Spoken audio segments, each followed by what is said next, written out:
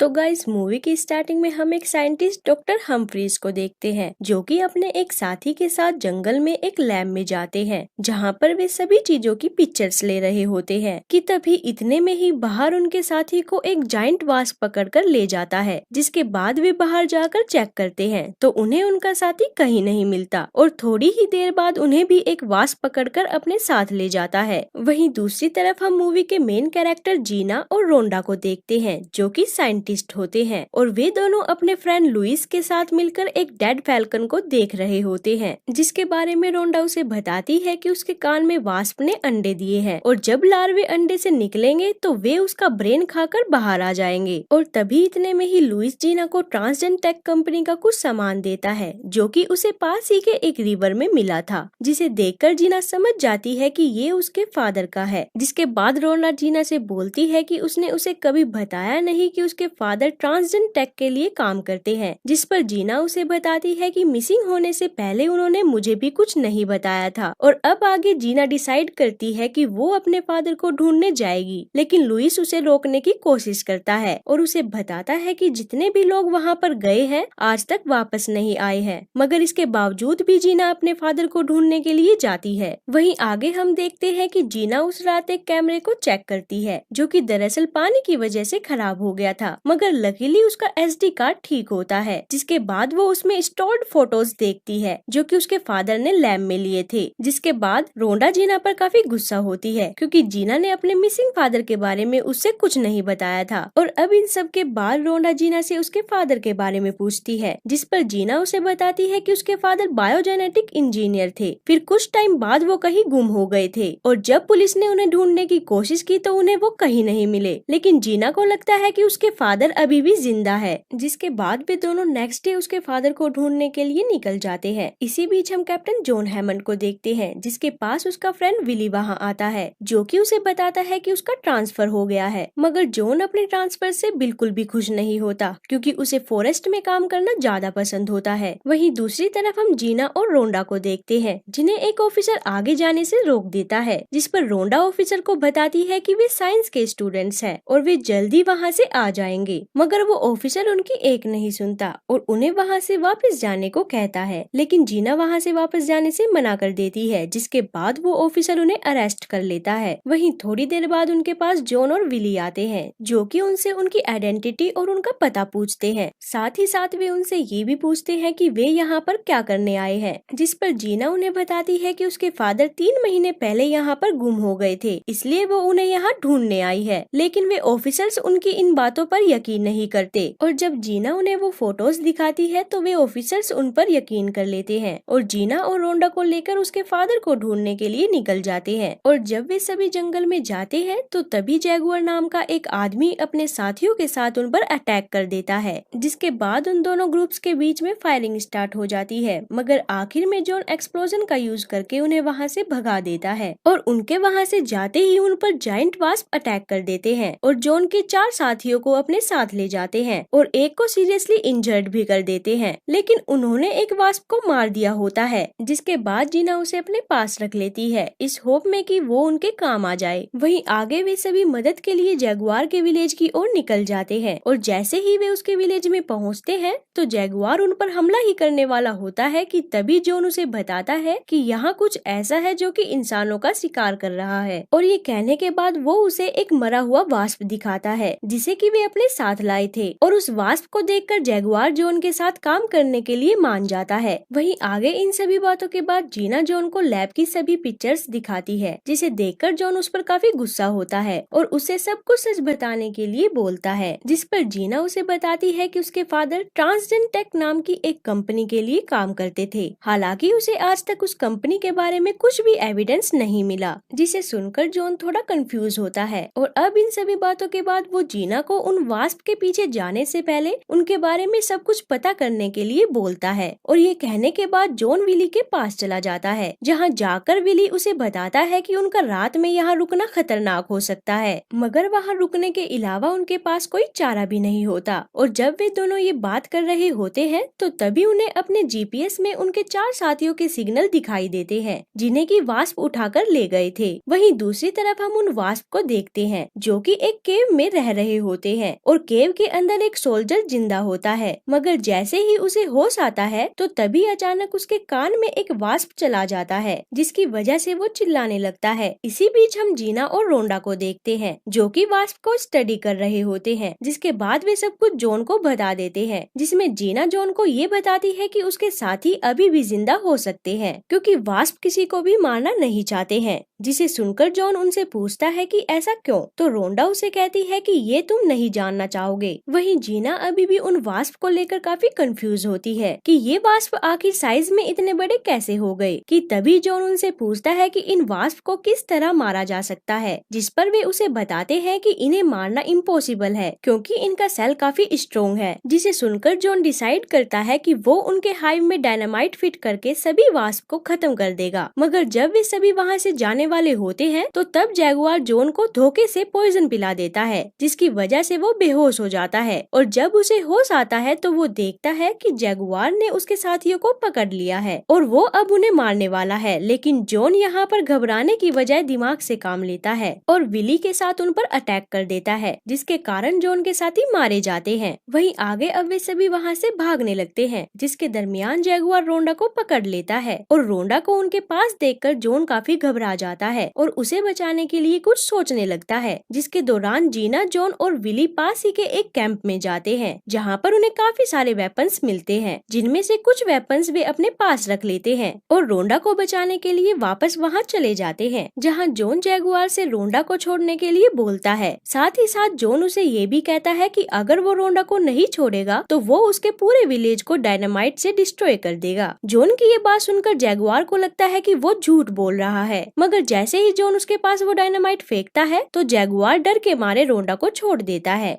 वहीं आगे रोंडा को छुड़ाने के बाद जॉन अब जैगुआर को वास्प का सेंट दे देता है, जिसकी वजह से काफी सारे वास्प उस सेंट से अट्रैक्ट होकर वहां आ जाते हैं और सभी लोगों पर हमला करने लगते हैं। जिसके दरमियान एक वास्प रोंडा को भी अपने साथ ले जाता है, जिसे देखकर जीना काफी सैड होती है और सोचती है कि ये सब उसी की ही गलती है। लेकिन जॉन उसे समझाता है और कहता है कि ऐसा कुछ भी नहीं है। साथ ही साथ वो उसे ये भी कहता है कि उसने उन वास्प के हाइव का पता लगा लिया है, जिसके बाद वे सभी उस हाइव की ओर निकल जाते हैं। दूसरी तरफ हम देखते हैं कि जैगुआर अब अपने साथियों को इकट्ठा करके जॉन के पीछे चला जाता है। वहीं आगे जीना, जॉन और विली को उनकी बॉडी पर कोका लीव्स लगाने के लिए बोलती है, क्योंकि कोका लीव्स ही एक ऐसी चीज थी जिससे कि उन वास्प से बचा जा सकता था और यही एक कारण था कि वे वास्प उस विलेज में नहीं जाते थे। आगे जॉन जीना को उसकी सेफ्टी के लिए एक गन दे देता है, जिसके बाद वे थोड़ी ही देर में उस लैब में पहुंच जाते हैं, जहां पहुंचकर जीना को उसके फादर के ग्लासेस मिलते हैं, जिसे देखकर जीना थोड़ी सैड होती है। और अब इन सब के बाद वे तीनों एक केव के पास पहुंच जाते हैं, जहां पहुंचकर वे सभी उस केव के अंदर चले जाते हैं। जिसके दौरान उन्हें रास्ते में जैगुआर का एक साथी मिलता है और जब वे सब उसे देख रहे होते हैं तो तभी अचानक से उसके अंदर से एक वास्प निकलता है, जिसे देखकर जॉन डर के मारे उसे तुरंत शूट करके मार देता है और जीना से पूछता है कि ये क्या है। तो तब जीना बोलती है कि शायद वे वास्प लोगों को इसलिए जिंदा रखना चाहते हैं ताकि वे अपनी जनसंख्या को बढ़ा सके।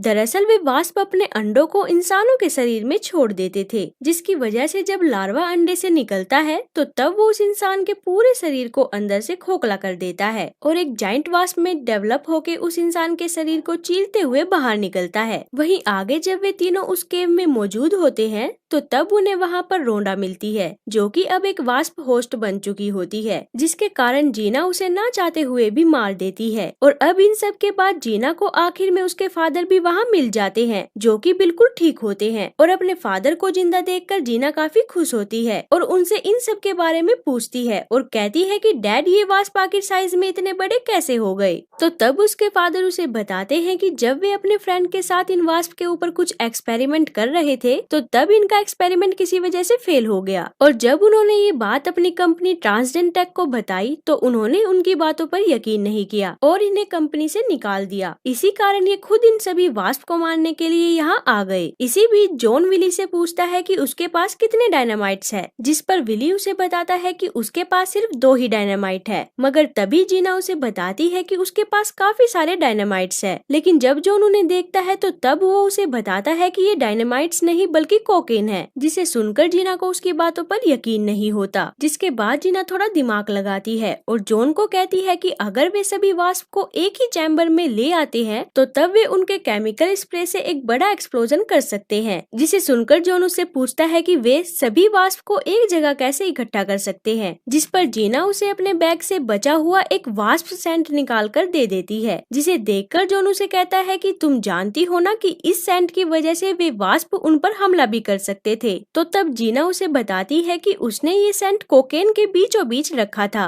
जिसकी वजह से वे वास्प इसकी गंध नहीं सूंघ पाए होंगे। जीना की ये बात सुनकर जॉन उसे शाबाशी देता है और अब इन सब के बाद जॉन उन सभी को वहाँ से जाने के लिए बोलता है और खुद हाइव को डिस्ट्रॉय करने के लिए वहाँ रुक जाता है। वहीं दूसरी तरफ जैगुआर भी अपने साथियों के साथ उस हाइव में पहुँच जाता है, जहाँ पहुँचकर वो जॉन को ढूंढने लगता है और कुछ देर तक ढूंढने के बाद उसे जॉन मिल ही जाता है। मगर इससे पहले कि वो उस पर हमला करता, जॉन उसे कहता है कि वो ये पूरी गुफा डायनामाइट्स की मदद से डिस्ट्रॉय करने वाला है और बस ये कहकर वो ट्रिगर दबा देता है, जिसकी वजह से वहाँ काफी बड़ा ब्लास्ट होता है और उस ब्लास्ट की वजह से सभी वास्प के साथ साथ जॉन और जैगुआर भी मारे जाते हैं। मगर विली, जीना और उसके फादर सेफली उस केव से बाहर निकल आते हैं और इसी के साथ हमारी मूवी यहाँ खत्म हो जाती है। तो गाइस, अगर आपको ये वीडियो अच्छी लगी तो लाइक कमेंट जरूर करें और सब्सक्राइब करना ना भूले। तो मिलते हैं फिर अगली वीडियो में।